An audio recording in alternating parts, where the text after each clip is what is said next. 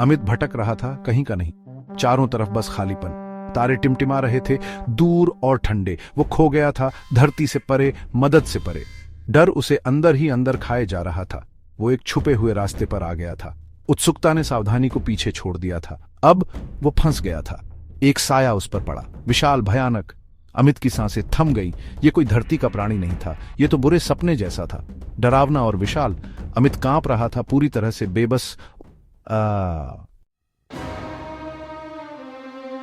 एक नीली रोशनी चमकी, अंधेरे को चीरती हुई। अमित ने उम्मीद की, क्या ये हो सकता है? एक आकृति प्रकट हुई, विशाल और राजसी। नीली गर्दन, जटाएं, आंखें जो शक्ति से जल रही थीं। भोले बाबा!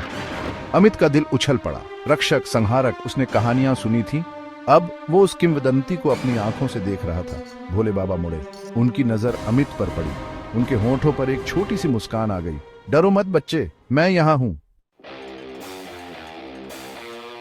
भयानक साया हिला, उनकी ओर मुड़ते हुए उसका असली रूप प्रकट हुआ। एक विशालकाय राक्षस, पिघली हुई चट्टान जैसी त्वचा, अंगारों की तरह जलती आंखें, स्पेसशिप के आकार के पंजे। वह दहाड़ा, एक ऐसी आवाज जिससे पूरा खालीपन हिल गया।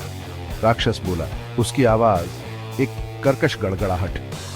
तुम मेरे क्षेत्र में घुसपैठ करते हो, छोटे देवता, और तुम छोटे जीव मेरा पहला भोजन बनोगे। भोले बाबा मुस्कुराए। आवाज खालीपन में गूंज उठी, अजीब तरह से सुकून देने वाली। तुम मुझे गलत समझते हो राक्षस, मैं कोई साधारण देवता नहीं हूं, मैं शिव हूं। राक्षस झपटा, पंजे चलाते हुए, जबड़े छटकाते हुए। भोले बाबा असंभव गति से आगे बढ़े, चकमा देते हुए, बुनाई करते हुए, कभी छुआ नहीं। वह घूमे, उनका त्रिशूल चमक रहा था, मृत्यु और विनाश का नृत्य। राक्षस क्रोध में दहाड़ा, उसके वार अपने निशान से चूक गए। अमित देखता रहा, मंत्रमुग्ध। ऐसी शक्ति को देखते हुए भय भूल गया। यह युगों की लड़ाई थी। ऐसा लग रहा था जैसे पूरा खालीपन कांप रहा हो। उनके चारों ओर ऊर्जा चटक रही थी। राक्षस बलवान था, परंतु भोले बाबा अजेय थे। Gap 2S। भाग 5, शिव का प्रकोप। भोले बाबा ने वार किया। उनका त्रिशूल अपने निशाने पर लगा। राक्षस की बाह में गहरा धंस गया। दर्द की चीख अंतरिक्ष में गूंज उठी। राक्षस पीछे हट गया, घाव से काला खून बह निकला। लेकिन उसका क्रोध और भी तेज हो गया। उसने फिर हमला किया, पहले से कहीं ज्यादा क्रूर। भोले बाबा दृढ़ रहे, उनकी आंखें हजार सूर्यों के क्रोध से जल रही थीं। उसने अपना हाथ उठाया और आग का एक गोला प्रकट हुआ जो अकल्पनीय गर्मी से जल रहा था। यह एक संहारक की शक्ति थी। भाग 6, आशा की किरण। अग्निबाण उड़ गया, राक्षस की छाती पर सीधा प्रहार करते हुए। जो दहाड़ उठी वह बाहरी कर देने वाली थी। दर्द और रोष से भरा हुआ राक्षस पीछे हट गया। उसकी छाती से धुआं निकला। आग उसके मांस को खा गई, लेकिन फिर भी वह सीधा खड़े रहने के लिए लड़ा। भोले बाबा ने अपना आक्रमण जारी रखा। हर बार एक वज्रपात, हर प्रहार दिव्य शक्ति से ओतप्रोत। राक्षस लड़खड़ा गया। अमित के दिल में उम्मीद जगी। क्या भोले बाबा वाकई जीत सकते हैं? क्या वह इस राक्षसी प्राणी को हरा सकते हैं? भाग 7, अंतिम प्रहार।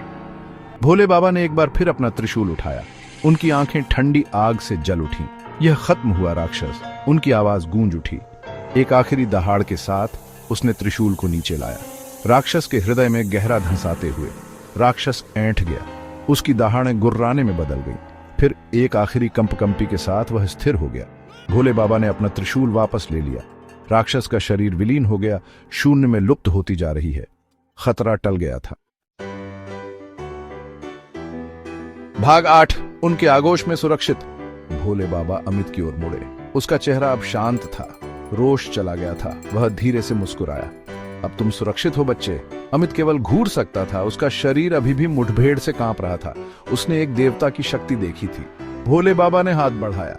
उसका स्पर्श आश्चर्यजनक रूप से कोमल था। उसने अमित को उठा लिया, उसे पास रखते हुए, मैं तुम्हें घर लौटा दूंगा। अमित ने सुरक्षित महसूस किया। संहारक के आलिंगन में उसे अप्रत्याशित आराम मिला। वह घर जा रहा था।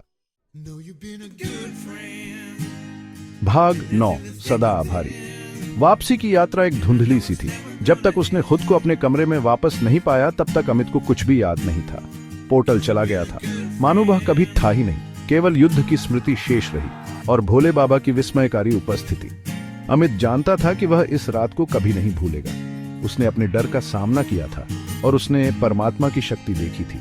भोले बाबा रक्षक, वह हमेशा उनका आभारी रहेगा। उसका विश्वास अडिग, वह सुरक्षित था शिव की कृपा से।